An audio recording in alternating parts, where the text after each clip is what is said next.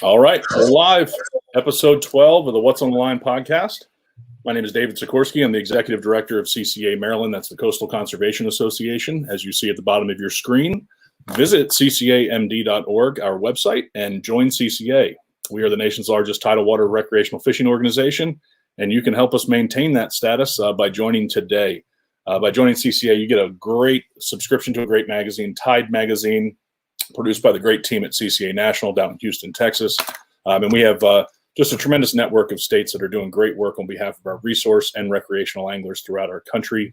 You may have seen something from me today and yesterday. I was fortunate enough to testify on some legislation that was being heard in the House in Maryland's General Assembly today about a bill that was originally drafted in a way that would prohibit fishing at the Kent Narrows, near the Kent Narrows boat ramp and the little park next to it. And we sorted that out, and I commend the delegates from Queen Anne County and the team from Queen Anne County for sorting that out and bringing an amendment forward today that's going to solve that problem. So kudos to everybody that worked on that issue. We're leaving recreational access in place, but protecting folks against some safety issues, which absolutely exist around that drawbridge over the Kent Narrows on Route 18. Also today, I made a point that it's really important that we start to consider some outreach information in both English and Spanish in places like this. And we know we have a lot of folks that are native Spanish speakers that are part of our fishing community and absolutely welcome. And it's time to communicate better to those folks and make sure that everybody understands that by following the rules, by buying your license, you're all being a part of conservation and a part of this system of fisheries management. For CCA, like I said, I'm honored to represent recreational anglers every day and be involved with a lot of the things that Maryland DNR is doing. And Maryland DNR has a just amazingly tough task. We have a relatively small state, but our resources are diverse and broad. And, we just have some great hardworking professionals at Maryland DNR. I freely admit that we're tough on them sometimes, but it's, we're still friendly and respectful and have great dialogue to talk about how to better manage our public resources. And while CCA focuses on tidal water resources mostly, a lot of stuff with rockfish and things that, within the 3 mile line, here in Maryland and state waters, there's also tremendous fisheries in the non-tidal reaches. And, there's some fish that we're going to talk about tonight, perch, panfish, and others that both live in tidal and non-tidal water. And so tidal water management is always very complicated. Managing any sort of animal that you can't see and you look to count is extremely difficult. And at least in freshwater, there's generally a little more simplicity to the user groups. Of course, in saltwater, in tidal waters, there's plenty of there's commercial interest, there's recreational interest, there's folks that are more concerned about just the resource itself. And CCA is obviously a recreational angling group, but we pride ourselves on being fish first. We know that if you take care of our resources, they're there for the future. And you have to access them, but you have to work together to educate each other, to rise up and take care of this resource. So it's a big part of what we do, and we couldn't do it without our great supporters and sponsors. And again, it's we, the whole state. We're in it together. So I wanted to introduce some folks to get talking about perch and panfish. I talk into the camera enough. Hopefully, we're going to bring a ton of great information from some experts at Maryland DNR right now. So I'd like to bring John and Dan into the screen here. Welcome, gentlemen. Dan, why don't you go ahead and introduce yourself and tell us a little bit about what you do at Maryland DNR? Sure. Thanks, Dave. Dan Goetz. My official title is the Statewide Operations Manager, but I just tell people I'm a fisheries manager for our inland fisheries unit. I started in Virginia as a district biologist. I worked there for 5 years and had the opportunity to move up here and be closer to home. And since taking on this role, I've become John's counterpart. We kind of serve different responsibilities. Under our statewide program, we have more of a, overreaching system. We collaborate a lot with our regional management units. So for statewide operations, we have 2 big programs. One is Tidal Bass, which I'm sure your supporters are familiar with, but that's run by Joe Love, and that takes a considerable coordinated effort. There's over 26 major tidal rivers that we manage, and that's around 3 of our management regions. So Joe's in charge of implementing the management plan and then delegating a lot of the work to the regional managers to make sure it gets done. And our tidal bass fisheries, are doing healthy and in good shape. And then the other major program is our trout program. So in Maryland, we have over 150 native brook trout streams. We don't stock any hatchery raised brook trout. They're all wild here in Maryland. One of the few states that does that. And same thing, that program's run by Alan Heft and Matt Sell, and that is coordinated again by our western regions. So everything pretty much west of Baltimore plays a part in making sure that program's run effectively. So awesome. Well, thank you, Dan. So folks, you can see on the screen now, Marty Gary, who was a great guest last time, the executive secretary of the Potomac River Fisheries Commission, has said that John Mullican is the GOAT, the greatest of all time. And Marty, a former colleague of yours. John, why don't you introduce yourself? Tell us about what you do. Uh-oh. Did we lose John? I think we lost John. Marty, I think you embarrassed him. Well, he'll be right back. The joys of live TV. Did you lose power, John, or something? Sorry, I had some connection issues there. Not a problem. I think we're all used to this after just about a year working from home and with systems that we never intended to work from home. Right. So no problem. I think I'm going to give folks a little bit of kind of a housekeeping understanding here. When we talk, if you're on Facebook or YouTube, you're probably going to hear us a little bit later than when we actually said the words. There's a delay, and I still haven't quite figured out which direction. Obviously, it can't hear us before we say it, but you know what I mean. And you can see that we have a comment up on the screen from Marty. And a minute ago, I said, of course, here's Marty. If you're logged into YouTube, you're logged into Facebook, you can actually comment, and those are the questions that we'll bring up on the screen. But of course, John, Marty says you are the GOAT, the greatest of all time. Go ahead and introduce yourself and tell us about your work at Maryland DNR. Well, I hope being a GOAT is a good thing. I don't really know. Tom Brady is the GOAT of football quarterbacks, they say. Oh, so, well, I'll go with that. Yeah. John Mullican. I'm the field operations manager for Freshwater Fisheries. So I oversee our 5 management regions, which we'll talk about more in a minute. I'm a lifelong Maryland resident angler, and I've been with the state now for more than 30 years, and still enjoying the job as much as when I started. All right. Well, I got a question for you already from Joe Evans, another former colleague. What are we going to do to address the Brood X cicada situation? Tying foam or deer hair? I would go with foam on that one. Hold on. I think I have a brand new order of flies I'm just going to have to show off here while we're talking about this.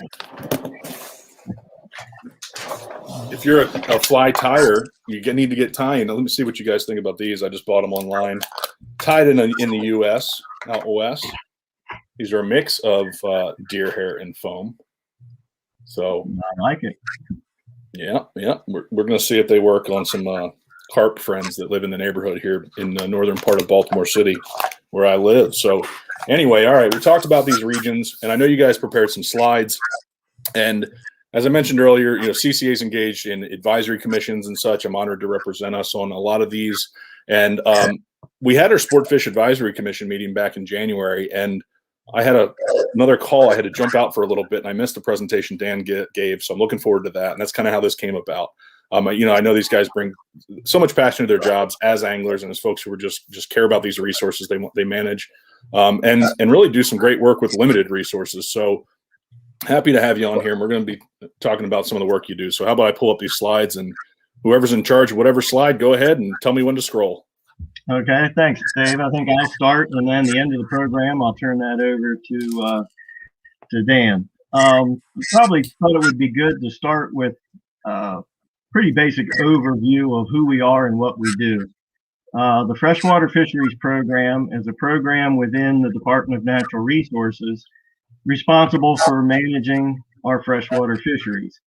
Our funding is predominantly through the sale of recreational fishing licenses and federal funding that's generated by the Wallet Bro tax on kind of a behind-the-scenes tax on sport fishing gear and tackle, and that's administered through the Fish and Wildlife Service. Although our tasks are many and responsibilities are many, our mission is pretty simple. Our mission is to scientifically using standardized assessments and management techniques, provide the best fishing experience we can for our anglers. And as you alluded to, we have a lot of diverse fisheries, or a lot of diverse habitats within Maryland, and we also have a great diversity of anglers, from anglers that specialize in wild and hatchery trout, just recreational bass anglers, panfish enthusiasts, kids and families who just want to catch whatever bites, to professional tournament anglers and guides. I think I've been all of the above. Yeah. You can go to the next slide. All right.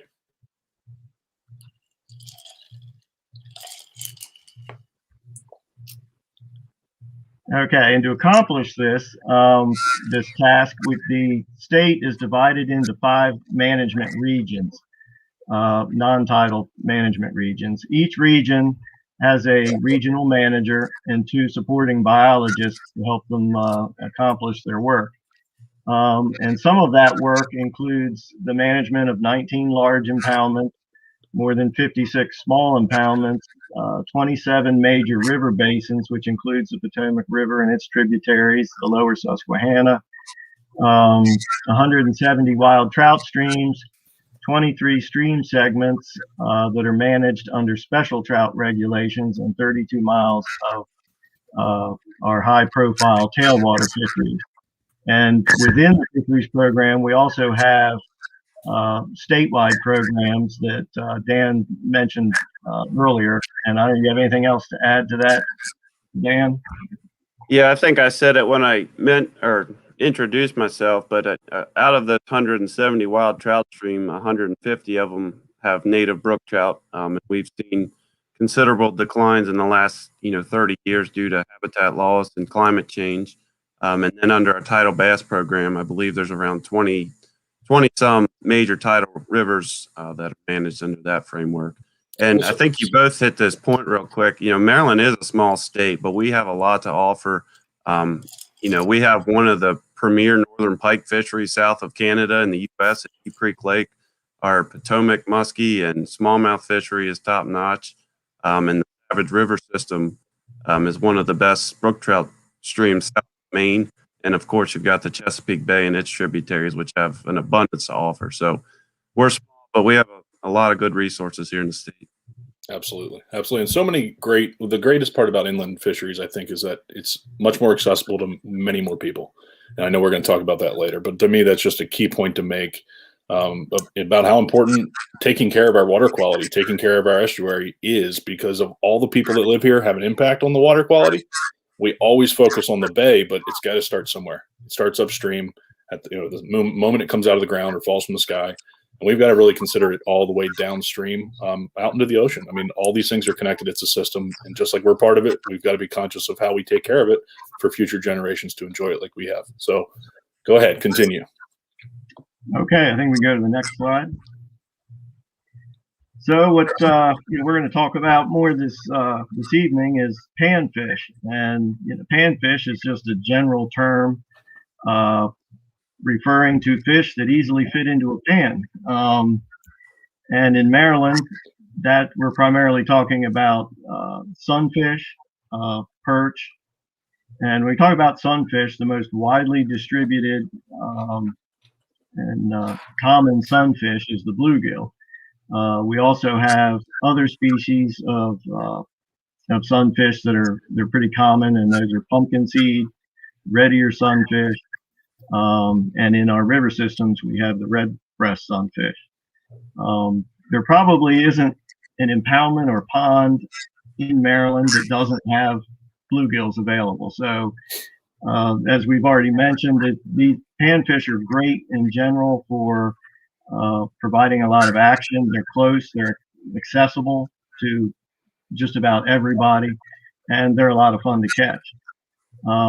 We also have both black and white crappies, although the black crappie is more common. And these are found in some of the impoundments in western Maryland, all the way to the swamps and tidal waters on the eastern shore.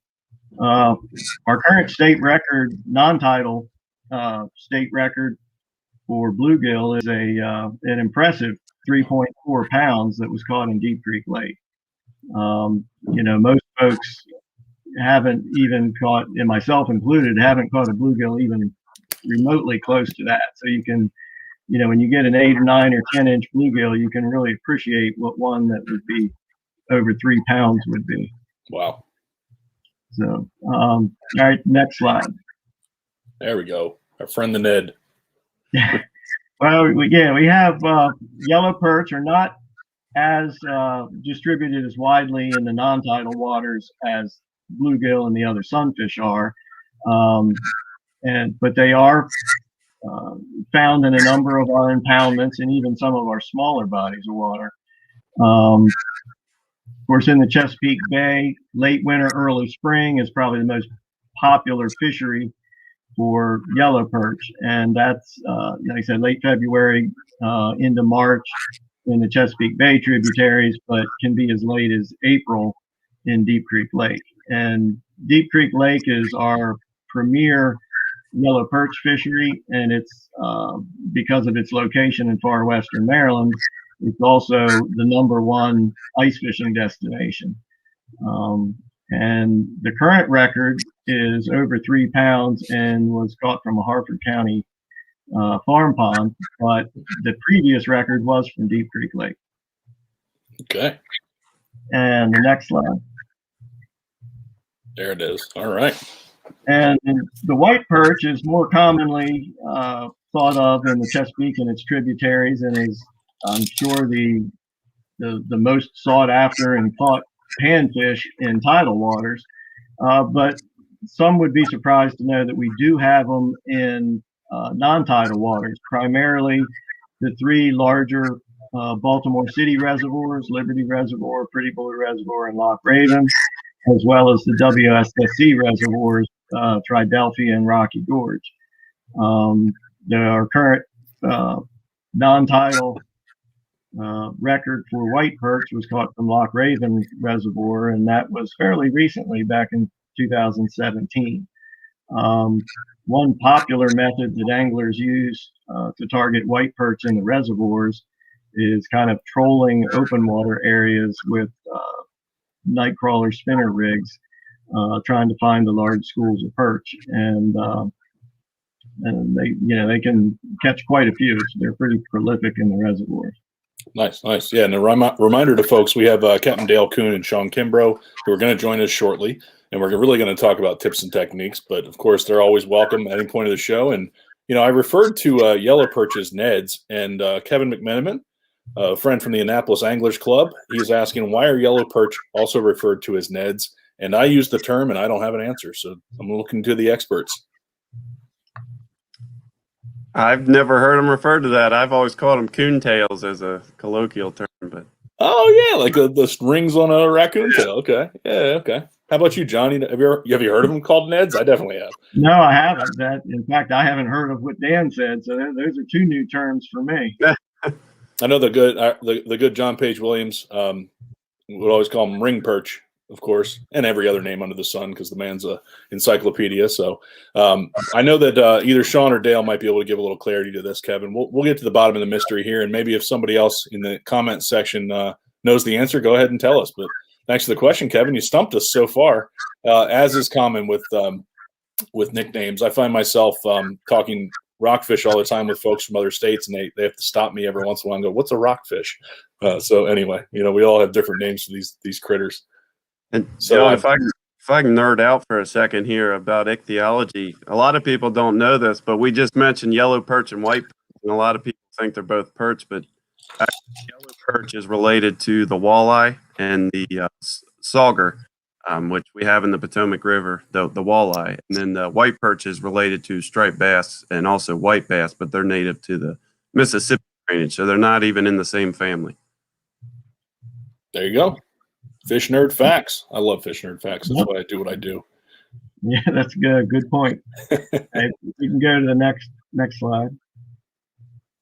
So as the name panfish, obviously that kind of indicates that harvest has been a historically important component of those fisheries. And Maryland being a relatively small state with a high population, we tend to be conservative with our daily creel and possession limits for sunfish. The current crappie and sunfish creel limit is 15 a day and 30 in possession. This is actually a fairly low or conservative creel limit for panfish. Just a quick review of the different creel limits around the country. Most of them fall between 20 and 50, and some even have unlimited harvest of panfish. So we have a lower limit there, and that's more to provide a greater sustainability and equitability of catch. Yellow perch, we have a creel limit of 10 per day in lakes and ponds, and with no minimum size. And in the Chesapeake Bay coastal and non-tidal streams, there's a minimum size of 9 inches, but also the same creel with 10 per day. And white perch in non-tidal, we have no limit. And the reason for that is they are very prolific. And in those fisheries that we have white perch, really harvest is beneficial and a desirable use for those fish. Just wanted to mention that there's a lot of information resources available to anglers. The first one is our Freshwater Fisheries webpage, and there's some links provided there. How to reach that. You can also, if you Google Maryland Freshwater Fisheries, it'll come right up. But if anglers are looking to target various sunfish opportunities in non-tidal waters, because our surveys don't cover a number of the smaller impoundments or community ponds, or not on as a regular basis, anglers can look on the angler's log, and that's where fishermen can report their catches and provide pictures. And if you look through the history of the angler's log, you can see where certain species are caught frequently and where some of the larger individuals are caught. We also have a link to fish facts, so somebody that might be new to pursuing panfish can find some basic habitat facts, to help them, and basic techniques to help them target those species. And one of the, I think, more helpful tools that we have is a public access map. It's an interactive map, and you can use on our webpage, and you can use filtering. So if you wanted to see which public waters had a particular species, whether it's yellow perch or crappie or bluegill or any of the other popular game fish, you can filter it out, and it will show the waters where those species are found.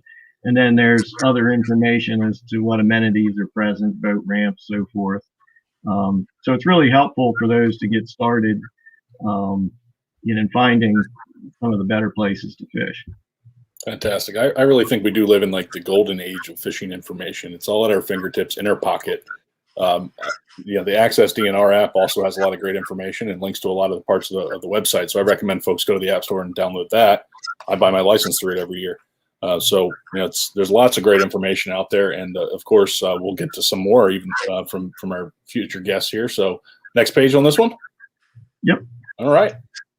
Okay. So I just want to take a minute to talk about our non-tidal panfish management. We've kind of talked about how our regions are organized, and we have the manager and the biologist, and they do the surveys. We undertake 2 surveys to accomplish the management goals. The first one is to survey the fish, and the second one is to survey the fishermen. And so to survey the fish and do our routine monitoring, we use standardized electrofishing surveys that are based on protocols that are accepted and established through the American Fisheries Society and are commonly used by other agencies around the country. And this enables us to be able to collect data that can be comparable both within Maryland and in the region and nationally as well. And then we have angler preference surveys or creel surveys or other surveys of our users, just like any business would do a customer survey to see, the desires and wants of their customers. This is a way that we also get that information, and then that helps us because we have limited staff and time, and this helps, the combination of our standardized surveys of the fishery as well as of the anglers. That helps us better target our resources to management in those bodies of water that are more popular with anglers and more likely to achieve the results that we want to achieve. And at this point, like I say, most of these surveys are collected in conjunction with collecting information on our largemouth bass or smallmouth bass. They're generally conducted at night around the perimeter of the reservoir and an impoundment. And then I think Dan now is going to discuss some of the angler preference surveys and some of the R3 surveys that have been done recently to get feedback on what the interests and desires of our anglers are. Sounds good. Well, so I see a question real quick from Mike Dunlap I'm going to bring up. And I don't know if you guys can answer this, but we'll throw it out there. Does DNR have any intention to record catch and release records by length? So I know we have the fish, I think the Fish Maryland program. I'm not sure if you guys have any connection with that or have any idea if there's any plans for that. I feel like sorry, go ahead. We do have some recognition programs based, like the citation program, that's based on where you can catch and release a fish, and if the fish is taken with a measuring device.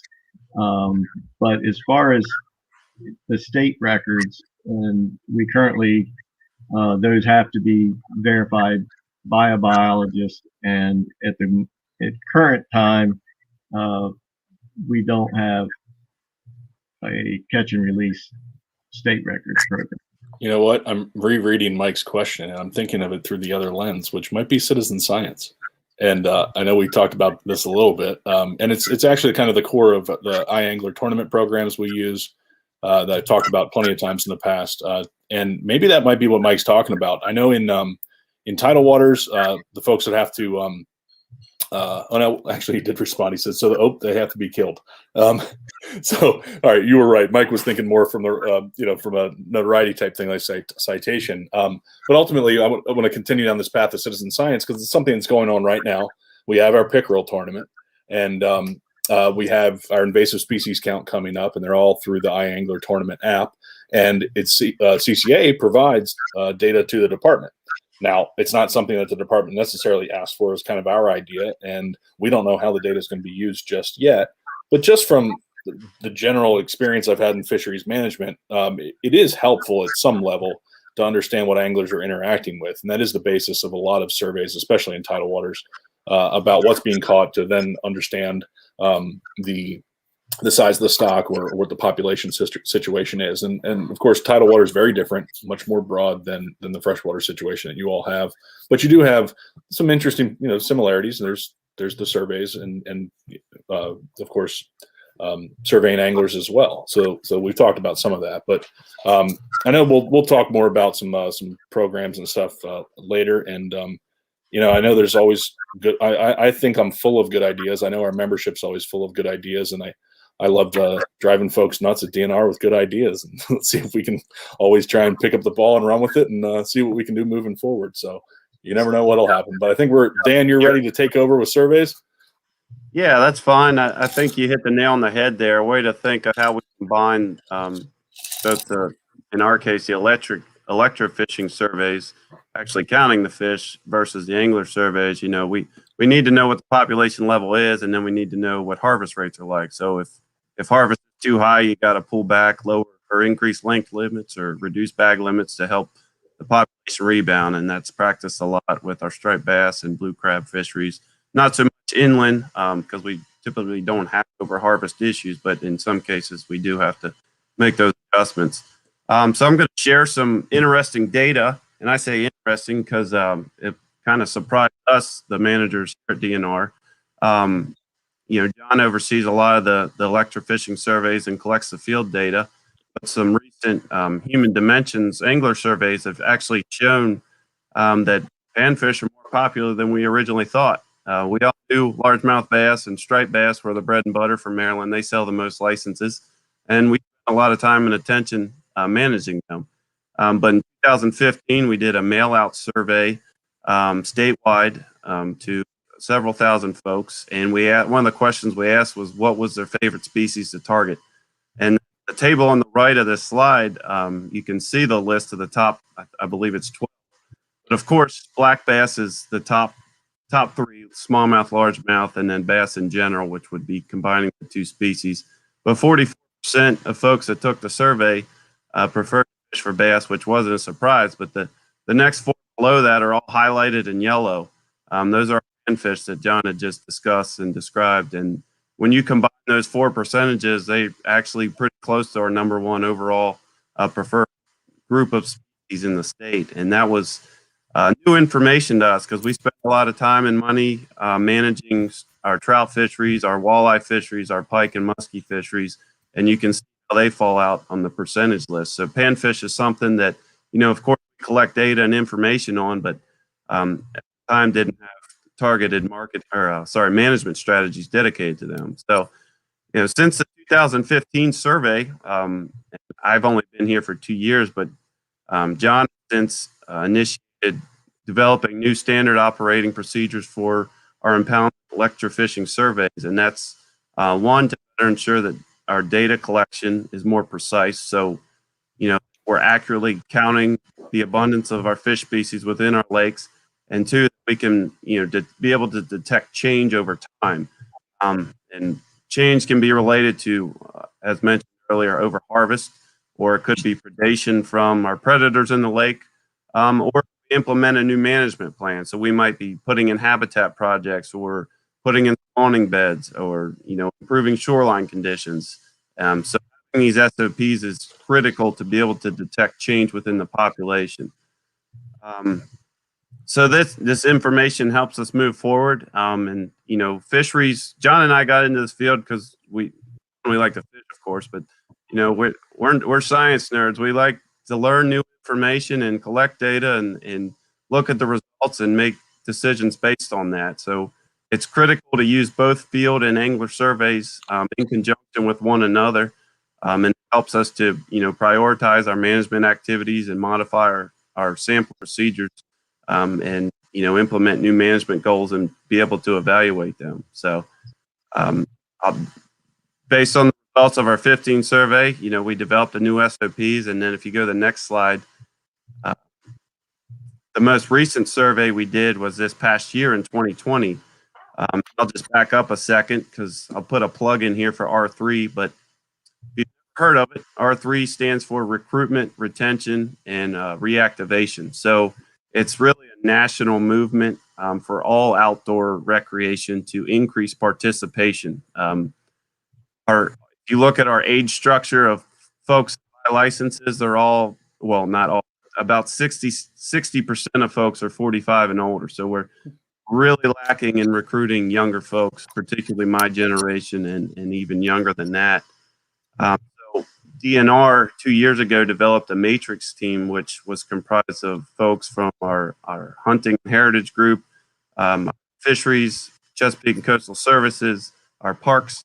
So it was really a composite of staff under the entire department that got to really develop strategies to try to attract, in our case, anglers and retain anglers that we've had that have lapsed.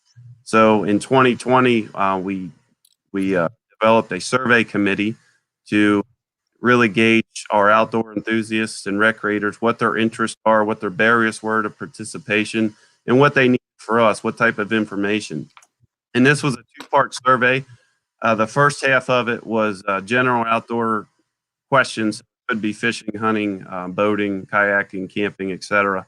But then the second part of the survey, they actually had to self-identify as what recreation they preferred. And out of the survey, 14,500 people took it, and 3,600 indicated that they were anglers. And again, one of the questions we asked was what was the most popular species that they commonly targeted. And striped bass and largemouth bass, again, came out as the top two species. But if you look at that second bullet there, white perch, panfish, yellow perch, and crappie, again, when you combine them as our total panfish, they made up over 30% of preferred species that were targeted in the state, which was the #1 overall. So again, historically, we spent a lot of time and effort managing our bass fisheries, and our panfish were kind of a side note. So this is really helping us move forward. It's a great recruitment tool, especially for youth. They're easy to catch, they're fun to catch, and they taste great. And if you slide down to the next two slides, I'll just show you some graphs here quick. This first graph is just a bar chart of our respondents who took the survey and indicated what species they preferred. And I circled the 4 there so you can see white perch, bluegill sunfish, yellow perch, and crappie. But if you stack those bars on top of each other, they're by far the #1 combined species preferred among our residents. And then the following slide, the other question we asked was which water body type anglers typically preferred to fish at. Chesapeake Bay, #1 overall. That's not surprising. It's our largest water body in the state. Followed by major tidal rivers again, which surround the bay. But third on the list here, I circled it as small impoundments. So that's any lake or reservoir that's less than 100 acres in the state. And the reason that's important, as John mentioned, there's not a lake in the state that doesn't have a healthy bluegill population, and I'll even add probably crappie to that as well, but with a few exceptions. But there's not a small impoundment in the state that's not within 20 minutes of any resident here in Maryland. And the popularity of panfish, the amount of small impoundments we have, and the ability to easily collect data and make management decisions on them and actually enhance the fisheries is a really positive path moving forward for panfish management in Maryland, and as well as a great recruitment tool for our R3 efforts. Excuse me, absolutely. So we had a question come up, and it's a question that can be answered in lots of different ways. So I'm going to take a stab at it and see what you guys think as well. And that's from Michael Cool. He said, what's the best way anglers can help you guys or the state with conservation efforts? So by you guys, you might mean CCA. I was talking about it a little bit earlier with when Mike Dunlap had asked some questions, and if it wasn't clear, one thing that we're doing through our Pickerel Championship tournament is to collect pictures and lengths of pickerel that anglers are catching throughout this December 1st through February 28th period. So it's a fishing tournament, and we use an app, and I think there's 350 some pickerel already reported. So one thing we're going to do is provide that to DNR, and we have data, maybe not the scale that we have this year because there's 80 anglers this year, and there's probably 25, 30 in the past 2 or 3 years. But we're going to provide all the data to the managers at DNR. Largely, these are tidal and non-tidal pickerel, as well as some panfish that are being caught, and we'll see what kind of story it can tell, year after year after year. So, in many ways, of course, we'd love to have you join CCA and participate in these tournaments, but it's kind of the core of this tournament is we collect data and not just compete over catching the fish. April 1st, you're going to see a really cool event come live from us called the Great Chesapeake Invasives Count. This was originally thought up last year, kind of quickly to throw together an idea of how we could collect data on invasive species. We're focused on snakeheads, blue catfish, flathead catfish, and they all have an impact in a certain region, and that's why they're considered invasive. And so, they're a big part of angler. They're available for anglers, and I think providing some eyes on the water to managers is really key. And while we do iAngler and these tournaments, and you'll continue to see more from us on the citizen science level, it's all done in partnership with the department and meaning to help them in some way, or any government agency. But there's also volunteer angler logs, which are really important, and that does relate back to Mike Dunlap's question. You can absolutely report every fish you catch to DNR. there's ways to do that with volunteer angler logs. And so I'm not familiar with all of them, but are there some for specifically non-tidal water, the volunteer angler logs? Yes, we have. And it's always, we really appreciate getting the citizen science and the angler's log information from anglers. We cannot have the coverage on some of these waters that can be provided by the anglers that are out there. For instance, you mentioned the pickerel on those tidal waters. Just being able to get a size distribution for pickerel in those waters is something that data we don't currently have available. So that's extremely helpful. We do have several volunteer angler surveys. They can be found on our webpage. There's a link to volunteer surveys. We have one that's focused on smallmouth bass in the non-tidal Potomac River. We have another angler diary creel survey that's using muskie anglers on the non-tidal Potomac. And that's another example where during our typical electrofishing surveys, we'll get a limited number of muskies, but anglers reporting their catch throughout the year will have a much larger sample that we can determine size distribution and catch rates for anglers and have a, it's very helpful, and we're able to better keep tabs on the fishery and monitor changes using those surveys. Absolutely. So I'm going to show somebody real quick. I just pulled up the State of Maryland app here on my iPhone, and I can hit fishing, and you can see all these different menus. Maybe read them. One of them is volunteer angler survey, and this app largely links to the DNR website, so it can be right here in the palm of your hands. That's the beauty of iAngler. But look at all these; they're pictures. You can see all the volunteer anglers and then all the different prizes and stuff. There's really a lot of information. I scratch my head sometimes trying to navigate your website. I will admit that, but it is what it is. There's so much information. I can't imagine trying to organize it all. So that's not meant to be disrespectful. It's more a criticism of me. So Marty Gary, so I know, Captain Dale Coon, Shawn Kimbro are waiting in the wings. I said in setting up this podcast, they're typically about an hour long. But it looks like we're at 42 minutes. So let's get these guys in here because it's all about catching fish. And that's another thing I would say about what anglers can do to help conservation, help management. It's buy your licenses, buy your tackle. You're helping by doing that. Those excise taxes are paying for things. I mentioned earlier when we started about a public fishing area in Queen Anne's County. Well, it turns out that excise taxes helped change the pitch of the ramp at the Kent Narrows, the ramp recently, because anglers were having trouble at low tide. They invested in this with public dollars, and those examples go.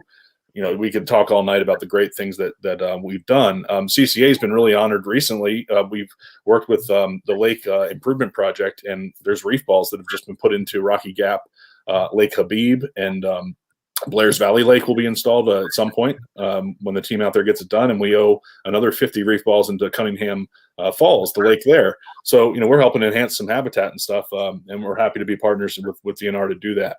So Marty Gary says, actually, let me bring in Captain Dale Coon. Welcome, Dale.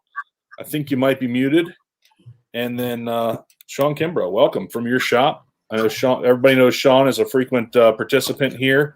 But go ahead, Dale, introduce yourself first. I know you've been on live streams before, and a lot of folks may know who you are. You've got a great selection of apparel tonight or clothing. Great style. I like it.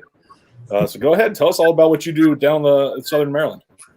Yeah, so I'm a Potomac River and Chesapeake Bay fishing guide for Fishamajig Guide Service. There's myself, Dale Coon, and then Dennis Fleming. He is also the second half of Fishamajig. And we fish for all kinds of species all throughout the year, targeting. We give the striped bass a break in the springtime, let them do their thing and spawn, and we focus on, I wouldn't call these crappie panfish because I don't think they'd fit into a pan because they're usually 12 to 15 inches unless you got an oversized pan. But, yeah, that's what we do year-round, striped bass most of the time, red drum, cobia, but we focus on the panfish in the spring because it brings us back to the original fishing we started with. Fantastic. Well, so speaking of panfish, our good friend Shawn Kimbro, who of course wrote the book How to Catch Chesapeake Panfish. Shawn, welcome. John, Dave, I started hearing about those fish that Dennis and Dale were catching down there in Potomac about 10 years ago. And I started watching, and I was seeing Dale bringing these charters back with just these huge stringers of crappie. And I'm like, yeah, I got to know what that's going on there. So I'm glad to be here tonight. Maybe we can pick Dale's brain a little bit. Oops. And John Mullican, I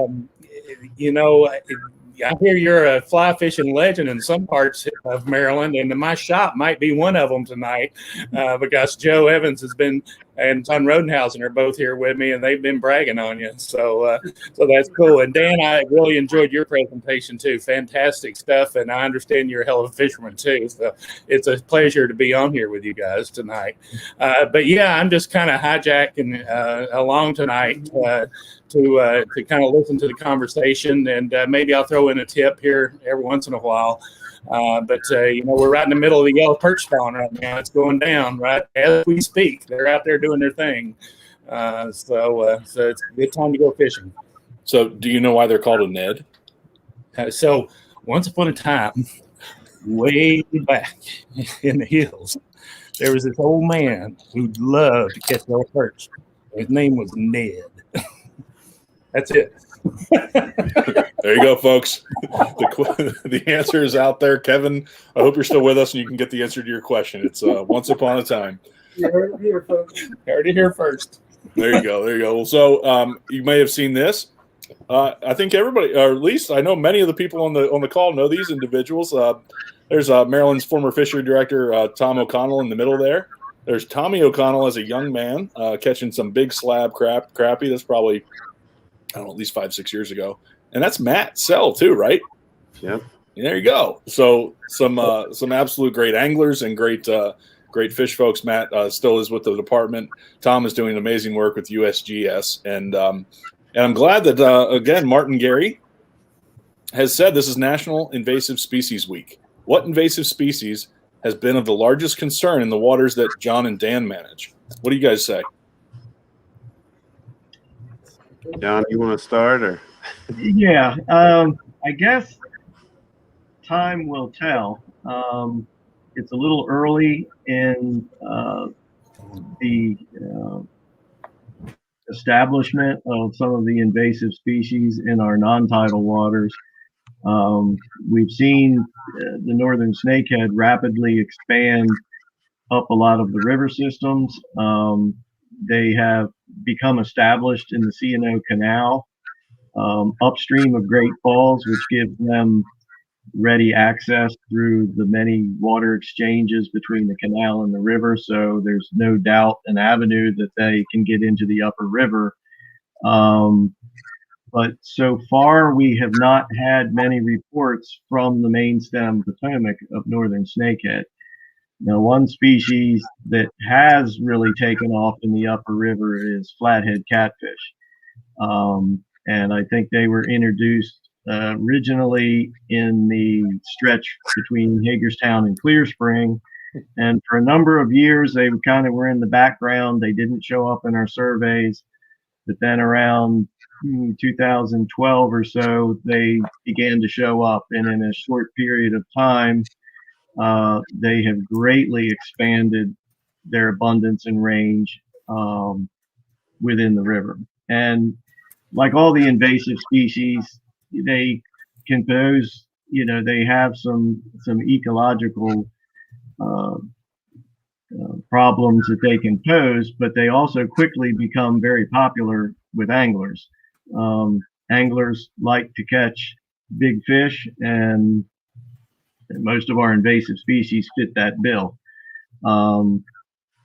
So we've begun on the our Eastern regional biologist has done some work, kind of an expansion of a project that the Pennsylvania Fish and Boat Commission is doing on the Susquehanna, and we've extended that to Conowingo and the lower Susquehanna, trying to initially just learn more about the life history, distribution, and habits of these fish and how they may over time impact our resident fish species.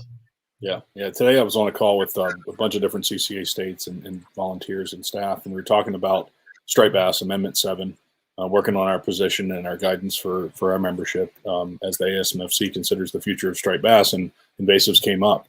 It's not specifically spelled out in the document. I know Marty's the vice chair of that striped bass board, and it's definitely on my mind what impact in tidal waters these species may have on these anadromous spawners. And one of our guys who's a fisheries guy, a fishery scientist, was saying sometimes he just can't imagine how the striped bass keep coming back. And I told him I'm awful excited about our invasives count this year, which I just added to the bottom of the screen. I mentioned it earlier, the Great Chesapeake Invasives count. Folks can view that and see what it's all about, the 2020 version. And very soon you'll see a lot more come out on that in the 2021 version of it. Again, it's an iAngler tournament-based event. It's free. And I fully intend to spend a lot of time working with a lot of people and trying to get a lot more gut contents information from some of these invasives. And I know just with snakeheads that they process what they eat rather quickly. And it seems like a lot of anglers report catching them with an empty stomach. And so that makes sense. They're hungry. They're going to hit your bait. With the electrofishing stuff, I'm sure you guys can sample things a little more. But we really look forward to adding some more information on what they're eating at certain times of year and providing that to the department, again, to get that broad coverage across the state. And all the information we'll capture through that. All the names are taken away. We do provide the location, but on a kind of a river system resolution. We're not trying to take folks' spots and get them out to the world. But gosh, with the internet, I don't think there's any secrets anymore. So these invasives are definitely on my mind, and I think on all managers' minds. And unfortunately, it's going to take time to tell, and we've got to make some really smart, forward-thinking decisions as we move forward and manage a lot of these species that overlap. And frankly, I got to catch a flathead, so I might have to beg my way onto one of your surveys one of these days. If I can't catch one with hook and line, I'll wear my mask, I promise. One we forgot to mention was blue catfish. Yep. John discussed flathead, and probably pound for pound, they're probably the largest concern, but they're typically not as abundant as blue catfish can be. And in some of our tidal rivers that we electrofish, we actually have an ongoing project in the Patuxent. But when you run a shock boat through there, the surface of the water is white with catfish bellies.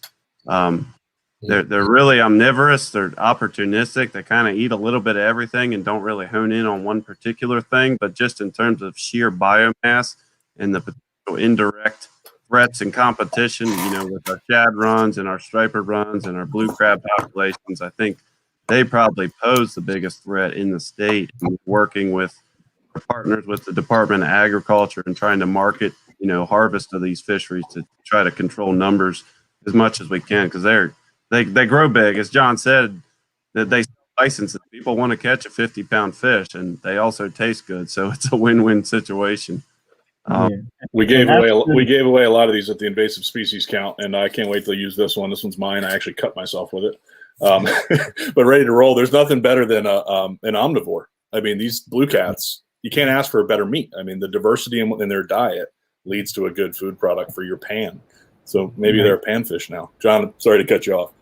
No, I'm just saying that, one of the, Dan mentioned in the tidal waters, there's no question the biggest threat is blue cats just by the sheer biomass of the fish out there. It's our southern region has some photos that are just kind of jaw-dropping, showing the surface of the water turn white with blue cats, during their electrofishing run. So, and they're doing an extensive survey on the Patuxent currently, looking at diet, movement, and hopefully that will help commercial anglers and recreational anglers better target those species. A lot of our outreach has been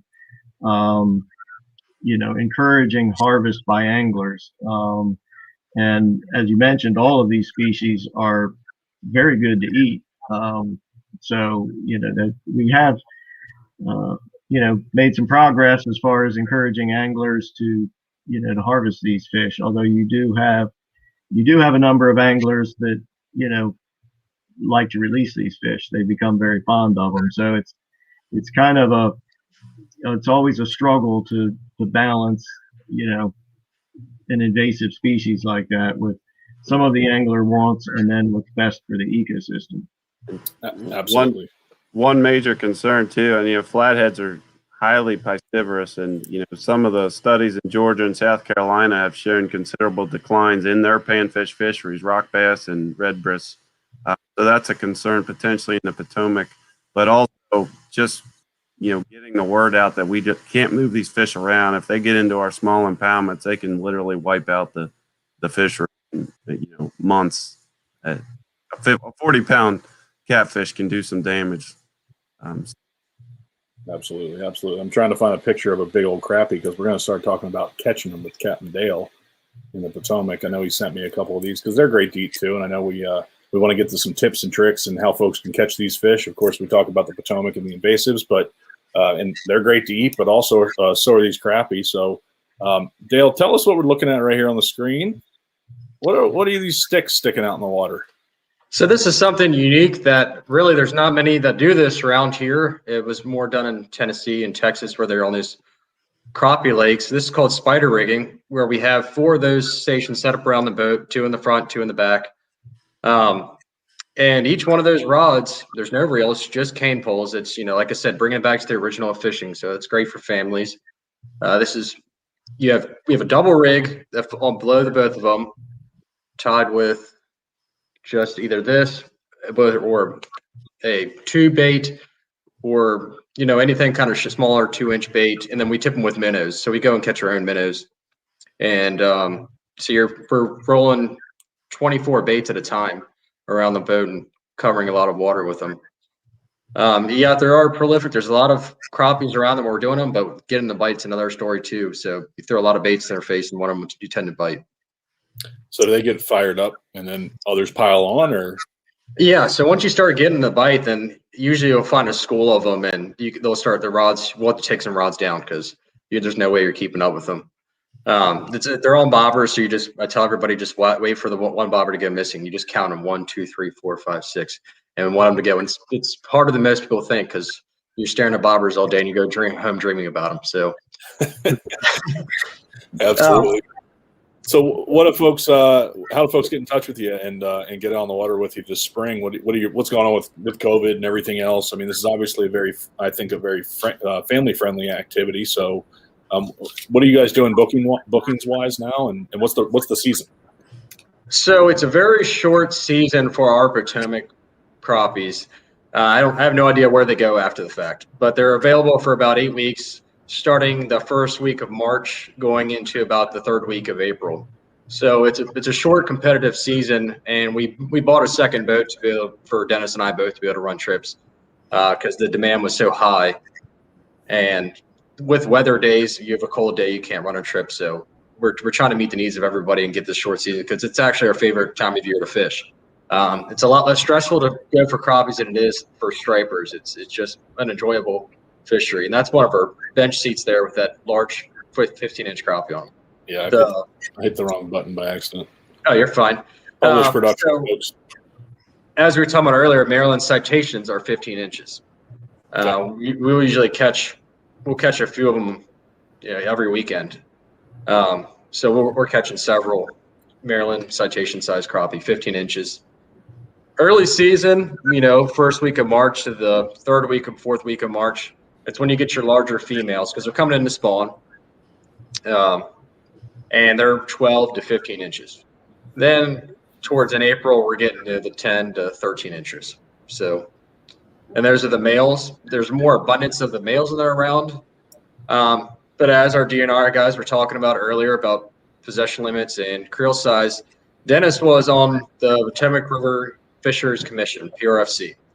And we were fishing one winter, and we watched a guy take a 50-gallon drum, fill it up, and start catching crappie. He had a little girl on board with him. She wasn't even fishing, but he had her on board just so he could have his limit, and he was taking to his own pond and dumping it in there and charging people to fish. So we pushed for a 10 per person limit for crappies instead of the Maryland 15 per person. So we got that reduced because with those size crappies, more than 10 a person is more than fair, and we're trying to sustain the fishery. So when we're earlier season, a lot of guys, they won't keep, the loaded females, the 15 inchers. We actually most of the guys are agreeing with releasing them, which is a great thing to start seeing nowadays, and just keeping the smaller ones and letting the females do their thing. Absolutely, that's important. And I've seen a lot of talk about with the yellow perch spawn coming. You'll see those gravid females, the ones that are full of eggs, and it's important that folks may want to consider releasing them. In some of the rivers for yellow perch, I know the commercial fisheries have met their caps, and so it's up to recreational anglers now to have access. And to some folks, it's the first time and only time out on the water in the spring. They want to bring home something to eat. There's nothing wrong with that. That's what the limits are for.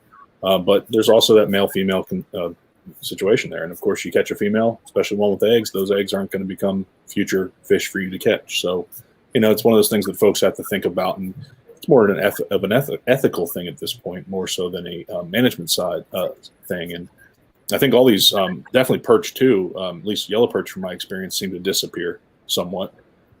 Shawn, what do you think about that? Where are you finding yellow perch on the Eastern Shore and elsewhere that you like to fish? I think I saw you post some pictures the other day. Yeah. So, of course, I like all the tidal streams on the Eastern Shore, but I wanted to follow up with what Dale was saying there on tidal crappie, because we've got some great crappie lakes over here on the Eastern Shore too. Just to name a few: Smithville, Tuckahoe, Unicorn. In fact, one of the best crappie days I've ever had in my whole life crappie fishing was on Unicorn Lake a few years back. And, it's just a really small lake, but just some really good fishing. But it's managed well. A lot of these small lakes are managed really well for panfish. And it's like Dale said, it's less stressful when you go out there and you're pan fishing, you're crappie fishing. It's just like it takes all the stress off. You just go out and enjoy a good day of fishing, and that's what's good about about pan fishing. I think no matter where you are in Maryland, whether you're in tidal waters or in non-tidal waters. I'm sure there's similarities in where these fish are hanging out at a certain point, and there's a calendar component here. Dale mentioned when they hit him the most in his region. Is there a habitat fidelity thing at that time of year? Are they on a certain type of habitat as they stage the spawn? What kind of conditions can anglers key in on? So if they're not fishing one of these spots like the Potomac or Unicorn Lake, what are they looking for? What's the general consensus? And anybody throw out some ideas. I'd like to hear from Dale on that. On where in the water column are you finding those crappie when you're spider rigging? So the beauty of spider rigging is we're allowed to set rods at different depths. So, one side of the boat can be set at a shallower depth to kind of tune into where the fish are in their spawn. And pre-spawn, they're in that 12 to 15 foot range. And then as we move forward, they move 8 to 12, and that's kind of when the females are fully getting in there. And then after the females are done, the males come in, it's, 4 to 8 foot range. So we're watching these fish come from deeper into shallower, and they've really started to actually bunch up when they get in that shallower water. Is there a key temperature you look for? Yeah, absolutely. So around 50 degrees is the kickoff of where things get good. The fish are less lethargic. And then by the time, our season's so short, at least on this part, it's 60 degrees, 62 degrees is kind of where up to 65 I've seen. But after that, the Potomac ones go away. But ponds, lakes, other places, the warmer water it's perfect for them. So, okay. Habitat wise, though, I'll tell you, any kind of tree that you guys can find, logs, marinas. It's a great shore action spot in the Potomac because there's a lot of marinas with plenty of docks that a lot of people fish from shore. So you don't need just a boat to do this. And actually, this year we're putting some CCA reef balls out for crappie structure. I like it. I think they were built by Annapolis chapter president Matt Baden's wife, Lana Baden, who's a teacher in, gosh, what county is that? It's Anne Arundel County, I believe. Some elementary schoolers built reef balls with us, the smaller oyster-sized ones. So we had a lot of fun building them inside of a classroom. So it's great to know where they're headed. That's awesome. I have some ideas. There's a lake right up the street from my house, Lake Roland, which is in Baltimore County, and I think it has some habitat limitations at this point, and I've mentioned it to some of the managers there in Baltimore County. Hey, can we work with some schools locally here and try and enhance some habitat? And it's right at the end of a light rail stop, so you never know. We might make this a CCA project if I get my way and helping out some habitat here locally. And there's so much so many people from Baltimore City that could have great access to fishing at that spot. So stay tuned for that one. We'll see if I can't get that done. All right. So Dan, you're out in Western Maryland. Where are your crappie hot spots? I know you said they're in almost all the impoundments, but for folks that might be listening or catching up on this later, where are some hot spots and lakes you like to hit?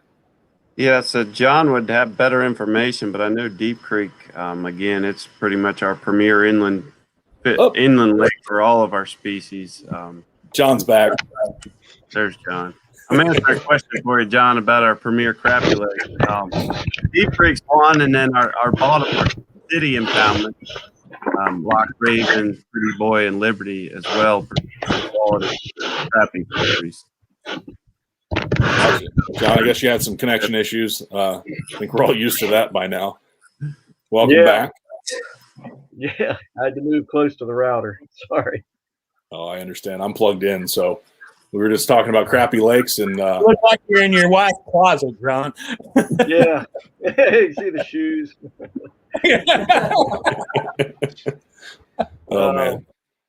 Yeah, I think I came in back as Dan was talking about. Deep Creek is certainly, for our non-tidal waters, is the hot spot for all the panfish species. It's an outstanding lake for large bluegills, pumpkin seed, crappie, and yellow perch. But as Shawn mentioned, there's a lot of smaller impoundments around the state that do have good crappie fishing. In Smithville Lake, I heard him mention that's definitely one. Conowingo has good bluegill and crappie fishing. And even some of our smaller state lakes, like Cunningham Falls in Frederick County, have good crappie fishing. And they also have large bluegills and red ear sunfish. And some of the red ears, will approach 12 inches in some of those impoundments. All right. So go ahead. Sorry. I can tell for Conowingo, it's actually perfect habitat for flats. And as John had mentioned earlier, with that Flathead study that our Eastern Region biologist was doing, those types of nets actually catch crappie as well. And some of the ones we've pulled up have had some slabs in there. So I forgot about Conowingo, but that's certainly a quality crappie fishery. Fantastic. So I tried to segue to yellow perch before. Is it all right if we do that now? Because I from a timing perspective, is there an order that's consistent as tidal, non-tidal, that these fish are kind of lining up to do their thing, or teach me something? What should anglers be planning for? I mean, obviously, Dale told us when to hit the crappie in the Potomac, but I know yellow perch are happening right now. What's this big moon I saw in the sky tonight doing to these fish? Is there something to that? Is it all temperature? What do you all think? I would think it's more in river systems. It's probably more temperature and flow and day length than actual phase of the moon. I've fished. Just through my fishing experience, I would say definitely moon phases and moon rise and moon set are important periods. But I don't know that they actually, for a lot of those species, that's not the trigger that gets the fish to spawn. I know in the non-tidal waters, the perch are probably the first to spawn. So like I say, in far western Maryland, spring is late to arrive there. So you'll have spawning perch in April, whereas in a lot of the tributaries to the bay, it's, I know it's a hot spot for perch is in the upper bay, kind of at the entrance to the lower Susquehanna River. There's some deep holes there that are always popular for perch fishing, and that's usually late winter, February, March, this time frame. Fantastic. So Shawn, when we were getting ready for this, you were talking about some different techniques you have, and I heard you say circle hooks. Yeah, just following up on some of the yellow perch. They usually spawn over here, at least on the eastern shore, 47, 48 degrees, and we're getting there right now. So it's time. I expect to see some egg sacs on the limbs this weekend. It won't surprise me if they're not spawning. They'll stay around for a little while, afterwards, especially the males.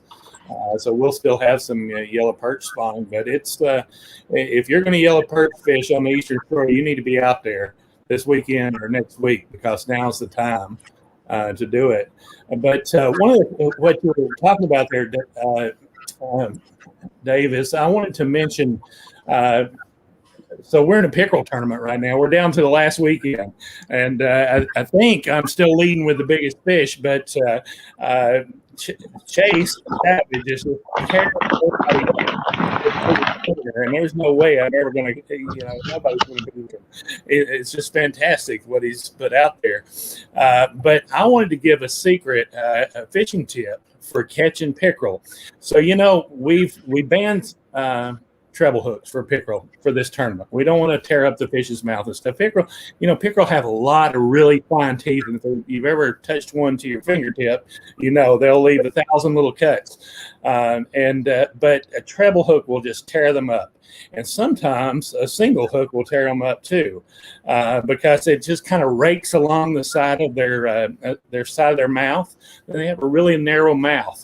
But so if you're going to bait fish for pickerel, and I usually don't bait fish for pickerel, and I don't particularly like to troll for them either. But if you're going to bait fish for them, why not use a circle hook?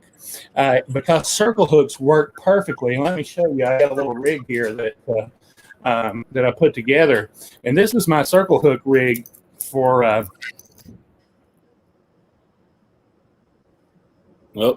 For pickerel. Can you see that? Yep. Yeah, you're just I put you onto the full screen and it's a little bit pixelated. So it's kind of a tandem circle hook rig. There's actually two circle hooks there. Now there's a 4/0 and a 2/0 circle hook on there. Those are not 4/0. Number 4 and number 2, not 4/0, not 2/0, number 4 and number 2. Really small circle hooks. And what happens is, the way you do it is you free line a minnow. So don't put any weight on there. Just put a big old bull minnow on there on one of those circle hooks, looking through the bottom of the mouth and right up through the top, and throw them out there. And what that minnow will do is swim right back underneath that coverage. He'll swim right back under wherever those pickerel are hiding out and waiting to ambush bait, and you'll catch them.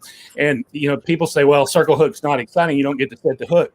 Man, it is really exciting to watch that line take off. This is a technique that they use down in Florida for shiners, for largemouth bass and peacock bass. And it's just a fantastic way to catch them. And you don't injure the fish. I want to show you a picture here.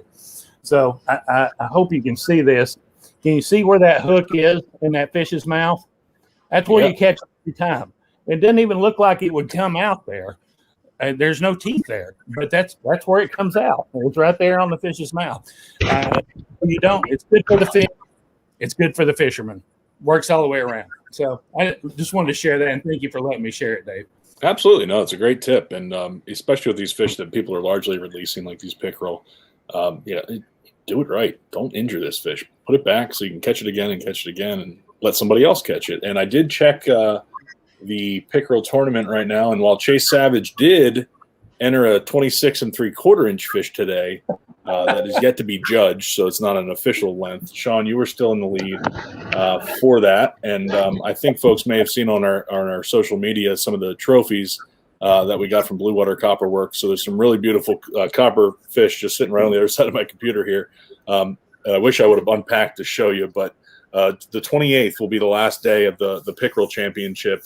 And as I said earlier, let's see here, 80 anglers have logged 339 pickerel and panfish. So there's been some crappie and perch logged. And I can't wait to send this data off to DNR and look through it and present some of the trends and stuff we're seeing throughout this event. So it's exciting stuff. And Eric Zlokovitz, there you go, another DNR guy, our I believe recreational fishing coordinator. I can't remember your exact title, but good to see you, Eric. And so yeah, he says the yellow perch run has definitely started. He's seen pictures of yellow perch caught last week, and folks are telling him they're early stagers. It seems to him that the run starts around February 25th and is over by March 10th. So a short little window, and one to get out on, because man, they're good to taste. The old Ned, they're good to taste. They taste good. The Ned, regardless of why they're called that, they taste great. And all right, so after yellow perch, what's next? Is it white perch or some of the panfish kind of getting a little more active and more staged up and spawning? What should an angler look for after yellow perch wrap up around March 10th? Well, in my experience, white perch are probably between yellow perch and sunfish. Sunfish are certainly the latest, but we had them in a lot of our impoundments when I was working in Virginia, and it didn't matter when we would electrofish them. They seemed to always be ready to spawn. So I'm not sure, John, if you know, but I think they might even spawn multiple times throughout the summer, similar to sunfish species. Yeah, I think it is a prolonged spawning window for white perch. I know they're certainly very prolific and successful at it in our impoundments. And as Dan mentioned, sunfish will start spawning, when you get closer to 70-degree water, and that's a great time, especially if you like to sight fish for some of the panfish and fly fish for them. Particularly in some of these smaller impoundments that have the red ear sunfish. That's a lot of fun to target them when you can, most of these smaller impoundments like Cunningham Falls, Greenbrier, and a number of the other kind of state lakes around the state generally have very clear water. So, when those fish are in the spawning colonies, you can spot the beds, you can spot the fish, you can see the larger red ears. And then they will kind of stop spawning when the temperatures, in the heat of the summer, but some of those sunfish will actually spawn again in the fall, as the temperatures cool a little bit. Yeah, we used to raise sunfish in our ponds in Virginia, stock our bass lakes, and they would have 3 or 4 cohorts throughout the summer. So I think every temperature swing you get from April through October, they're pretty much spawning every cool that they can. They're very prolific. I'll tell you what, when the pandemic hit last year, of course, about a year ago, I found some time to go turkey hunting on the Eastern Shore and stop by Red Bridges on the chop tank. And man, we had a couple different weeks in a row of just some great white perch fishing, and you could see the size kind of change. It would taper off to smaller fish, and start with some roe-laden females down into the bucks. And man, it's a great spot to fish. I know our Kent Narrows chapter has gone out and done a trash cleanup there, and lots of folks on the Middle Eastern Shore fish there. Kind of a fun spot. I think it's the tidal non-tidal line. So if I'm not mistaken, you got to be careful about that. I think downstream's tidal, if I'm not mistaken, and upstream is non-tidal. So always keep an eye on that kind of stuff. There's great maps and information, of course, on DNR's website to make sure you have the right license where you're going to fish. But Dale, do you guys target many perch on the Potomac? So I've always wanted to spider rig for those perch, and but we fish for perch a ton all this time of year. But I thought it'd be a blast to spider rig for them. I don't think you could keep up with them. We don't have a great yellow perch fisher like Shawn does. Shawn actually, allows the Western Shore guy to get access on the Eastern Shore. I think we might be able to change that. But yeah, he's not going to go. They took the toll booths down. You just got to drive on through now. Dennis is working on getting the yellow perch stocked again. He had done that for previous years, so he's working on that currently now. But with a little bit of yellow perch fisher we get, the yellow perch come in, but if you miss it, the white perch are rolling in at the same time. So we have a great white perch fishery on the Potomac River, especially further south you go, the bigger they get. Where are some good shore access spots too? Because I know these fish are accessible to a lot of people. So in tidal waters, any spots that you like to hit are popular down there for these perch runs?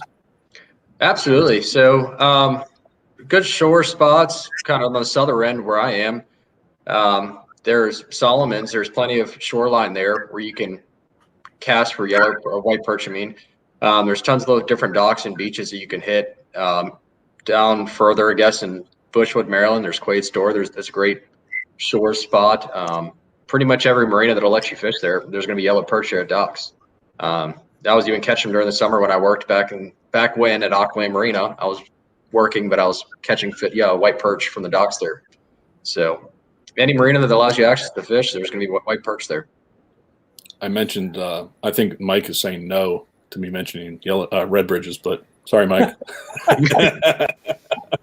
So, Shawn, what are your white perch hot spots? I know you put me off those red bridges, but yeah, when Dale was talking about the spots, I thought about Mason Springs. You ever fish Mason Springs, Dale? Yeah, so I guess bringing it back to Dennis again, talking about with that, he is in a conservation with four of the guys, and they started Mason Springs Conservation. So we still upkeep it there. There's a great shad run that happens there in April. I mean, it's the poor man's tarp, and that's a blast.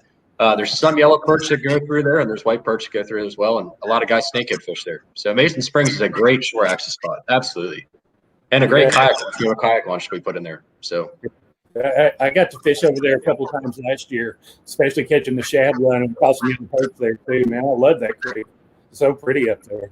It absolutely is. There's a ton of land, a ton of walkways for it too. Yeah, that's right. Yeah, so access to public land that you can fish, and you can even hike back and get into some of the back country, you know, if you're willing to brave the briars and the bugs and get back in there where nobody else is fishing. You've got some good fishing spots there. It's a really cool spot.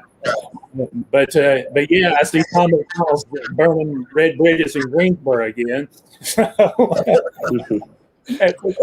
But you know, when Tom lived down this way, we used to trade off some fishing spots every once in a while, and he's kind of moved away a little bit now, and but we still share some fishing information every once in a while. And I know Tommy caught one of the biggest red-breasted sunfish I've ever seen on red bridges.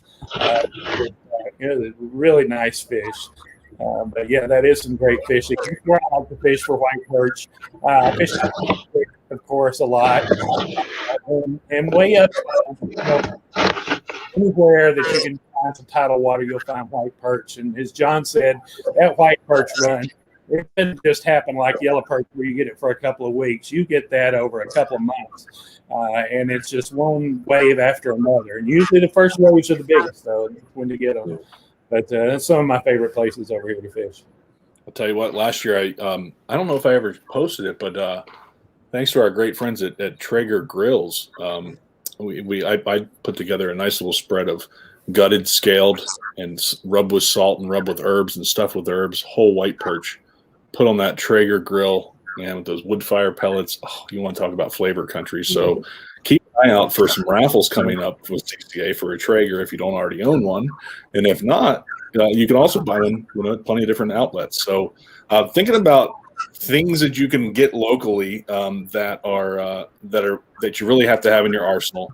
Shawn, where can folks find your book right now? The How to Fish for Chesapeake Panfish book, because I know it's got a ton of tips and tricks. So you know, all the local tackle shops in the Annapolis area have them. Of course, Amazon.com. Best way to get them is right on our website, chesapeaketackle.com. I'll send them to you the next day, sign it for you, and you know, as fast as the postal service will deliver, you'll get it. 4 to 6 weeks then. Yeah. Actually, that was one of my first books when I got to fish in Chesapeake Bay. It was Shawn Kimbro's book, signed by Shawn Kimbro. Dennis Fleming gave it to me as a gift when I first started fishing the Chesapeake Bay. So I still read them to this day. I used to use his float and fly techniques for those crappie and yellow perch too. So great book for anybody who wants to get into fishing. They're new to the area. Yeah, there's such a great wealth of information throughout this area on all these different fisheries and species, and you know, of course, Shawn's books are great. There's lots of other great information out there as well. And folks, you know, one of the reasons I'm so happy to have this job, while I don't get to go out fishing nearly as much as I used to, I get to talk about fishing a lot, and so I'm honored to work on behalf of all our members of CCA. And be able to work with volunteers like Dale and Shawn, great professionals like John and Dan, and to hear all this great information that you all are doing on a daily basis from the management side, and then folks are also helping people learn how to fish, taking people fishing, and hey, I'll give you a couple recipe tips as well. So Tom is asking, are they still catching a lot of yellow perch up in the Northeast River in Susquehanna? And I can say yes, because if it weren't for last Thursday's snow, I would have gone fishing for them up at the mouth of the Susquehanna in some deeper water sections. but didn't get a chance to do that, and got the invite on Sunday, but had some family things. So from my understanding, it seems like the Upper Bay is still kind of a deeper water situation. I don't know that they've, at least the yellow perch, have pushed shallow. Dave McCullum, who's been a visitor of some of our other live stream efforts and is an avid angler from the Upper Bay, did report to me that they've had a great bite. And he's also catching some juvenile largemouth, some small largemouth along with those perch as well. And it's this kind of information, again, that can help managers if we continue to compile it and log it. So I don't know about you guys, any Upper Bay fishing experience with you guys or survey work?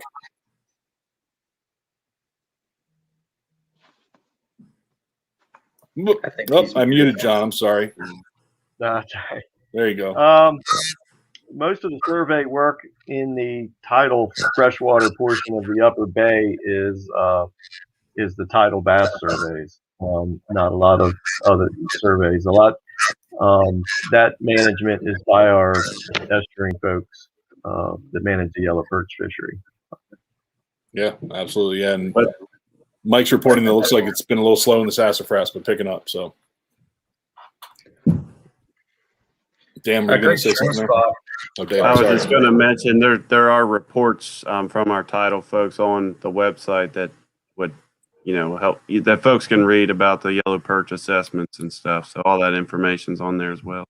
I'm glad you mentioned that. I mean, it was such a big part of CCA. Really, when I first got involved, a lot of our hardworking volunteers were spearheading efforts to better manage yellow perch in tidal waters. That included different limits for commercial fishing, different net lines, different seasons. And it's really become one of, I think, a marquee fishery, a marquee story in fisheries management. Day-to-day reporting, tagging. These fish are worth a lot, especially right now. I know they're getting a lot of money for them commercially, but the department is doing a great job. And I know there've been some upticks in year classes, and they track the fishery very similar to the management plan that like striped bass. We talk a lot about young of year and recruitment, and spawning stock, and the surveys. That same work is done by a great team in the tidal waters for yellow perch. And I know a lot of CCA volunteers have really been concerned about bycatch of panfish in commercial fisheries that aren't being tracked, and how that has an impact on the use of anglers. And it's something that's important, and it's absolutely a heavy lift, and it's complicated to manage any fishery, especially in tidal waters. And so I want folks to understand that there are certain things that the department has to do in order to legally manage these fisheries, to regulate them in a certain way. Everything is based on science. Science takes money. It takes effort. It takes a lot of hard work. And while we want things, sometimes it's really tough to get there. And so it's a thing that's on our mind. How do we find this balance about, how commercial use or recreational use, and again, to say it again, because it is so important, water quality. What is happening in this watershed, well into New York, Pennsylvania, out to the west, all these things impact fish. If I'm not mistaken, I heard at some point somebody say that if a watershed has about 10% impervious surface, that's the kind of the point at which you see a major downturn in the success of yellow perch. And I know there's some great hardworking volunteers in the Magothy River system, in the Severn. They go out and count egg sacs right now. The Magothy River Association's fighting to make sure that these spawning reaches are taken care of. There's legislation related to hull seines and nets being heard right now. And, people should rightfully be concerned about what's happening out there that we really just don't have the capacity to manage. And that's a big part of what we're looking at. To me, there's often this kind of burden of proof kind of situation where, should the department have to have a management plan before they can allow harvest, or should the harvesters have to prove that they're not causing a detrimental impact by what they're doing? And that's for the policy heads. That's something else different than what some of the biologists have to deal with. And I'm not putting you guys on the spot to talk about that. That is your title friends, of course. It's very complicated, but it's what we do every day, and it is a collective effort. So keep that in mind as you're out fishing. Become an educated angler. It's such an important part of what CCA is trying to do. And the hardworking folks at Maryland DNR wouldn't do the work they do if they didn't care too. And so pick up the phone. I'll tell you, you guys are accessible. The customer service that's coming out of the department is great. Sure, we're critics on some levels and stuff, and we don't get things our way, but it doesn't mean you all aren't working hard and truly care about this resource. So I really want to appreciate, or I really appreciate you taking the time tonight. We're at an hour and a half. I know we could probably sit around and talk about this forever, but my drink's empty and it's getting a little bit late. So I want to thank you all for coming on. Cheers, Shawn. Cheers, Dale. Everybody keep an eye out on all this information. And remember, Access DNR app, go ahead and download iAngler Tournament, and you can provide tons of information through CCA and through the volunteer angler logs to the department. And we don't know what we can do with data we never capture. I'll just say it that simply. If you never capture data, you can't use it. And if we don't all open our minds and figure out how to work together, we're going to continue to see a decline in our fisheries, and that's not good. It's such an important part of all our lives, and we have to work together to continue to advance conservation, sound management, and a bright future for our fisheries. So get out this spring, be safe, be careful. I know we've all been living through stressful times, but we're in this together. It's going to take this village to get things right. So go out there and have fun, and please take a kid fishing. And don't forget that if you go to the CCA MD/kids-corner, you can sign up a kid for free for a CCA membership. So anytime you're listening to this, go on over there, have some fun, and I'll let everybody. We'll go around the horn for some parting thoughts, or a tip, or a trick, or a hot spot, and we're going to start with Dan. So give us one last thought.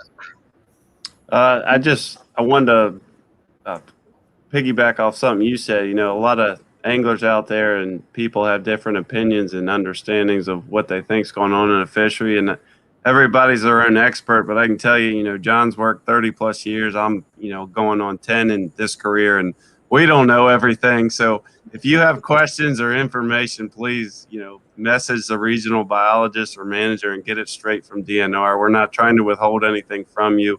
We report on the facts and the data, and we'll provide you the information you need if we have it. So just be careful with what you hear circling out there, and try to get accurate information straight from the department. So I'll tell you what, I shoot down rumors for a living. I did it today. I did it yesterday, and it's a tough thing, especially with social media, and it's important for folks to be upfront. And I appreciate that, Dan, because you all definitely have a tough job, and it's easy to blame DNR, right? It's this magical thing. It's just 3 letters, a building in Annapolis, but there's these real hardworking folks behind the scenes there that do so much good work. So you're exactly right. Reach out to folks, build a relationship. It's the best thing you can do, especially with NRP officers as well. So Dale, what's a final tip, or a final trick, or a final thought on your perspective? Well, I will say, save this for the people that lasted this long through the podcast. Another hot spot over here is for Allen's Fresh. It's the great yellow perch fishery that we're trying to start restocking again. So, absolutely, I look forward to working with you and Dennis. I know we've talked about those restocking programs, and we're going to see if we can't throw some funds at it and some volunteer efforts. So that's exciting stuff. So, Shawn, you gave us the circle hook. That's exciting. Everybody loves a good live bait bite. You got to love when that live bait starts getting nervous. Let it run, and lift that rod. I'm not a fisherman, but I love that. I love watching that minnow take off, that line take off. That's so much fun. If I were going fishing for yellow perch anywhere tomorrow, I'll go to Federalsburg, Maryland. That's my tip. Okay. That's what I got for you. It's going to rain on Saturday. I bet they're going to chew too. Yeah. I appreciate you having me on, Dave, and it's such an honor to be on with these guys. It's great fishermen and great scientists, and doing some great work for us. And really appreciate you guys. Thank you. Glad to have you, Shawn. I wish we could all have been in your shop, but it's obviously best to be safe and be separate today. So, John, what's your last thought? I think you're frozen. He's frozen. Oh, it's been awesome again. I'll put in a plug for a fishery. If any of you coastal folks want to give ice fishing a try, head out west to Garrett County in New Germany State Park. Savage River Reservoir, as well as Deep Creek Lake, offer some great wintertime perch fishing. Thank you for having me with Monster pike too. Yes. I heard some weird audio going on. We've had some odd audio tonight. That's okay. It's bringing 5 people together with 5 different internets. I see John moving now, so I think he's back with us. Dan, real quick, this is a personal interest, really. I've never ice fished, and so when do you think it's going to stop? And when does it typically stop where the ice is too dangerous? And what are the kind of thicknesses and stuff?